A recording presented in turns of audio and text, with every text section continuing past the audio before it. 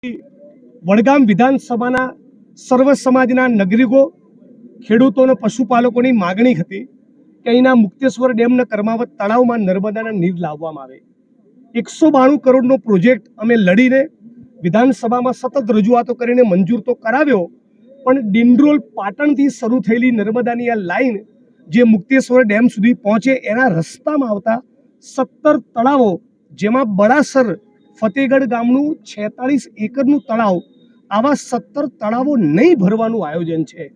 એના કારણે ખેડૂતોમાં, મારામાં અને સર્વ સમાજના લોકોમાં ખૂબ નારાજગી છે કે રાજ્ય સરકાર જ્યારે 200 કરોડનો પ્રોજેક્ટ કરતી હોય અને આવા જૂના 17 જેટલા ગામ તળાવોની ચોકડી મારે કે એને ભરવા ન માગતી હોય, એનો સમાવેશ ન કરે, એ કોઈ પણ સંજોગોમાં ન ચાલે। એટલે આ મુદ્દે આજે કલેક્ટરશ્રીને આવેદનપત્ર આપવામાં આવ્યા હતા અને અમારી રજૂઆત કરી છે। આવનારા દિવસોમાં જો રાજ્યની સરકાર, સિંચાઈ વિભાગ અને પ્રોજેક્ટના સંબંધિત અધિકારી અને સરકાર આ મુદ્દે ન્યાય નિર્ણય નહીં કરે તો આવનારા દિવસોમાં અમે ઉગ્ર આંદોલન કરવાની પણ આજે ચેતવણી આપીએ છીએ।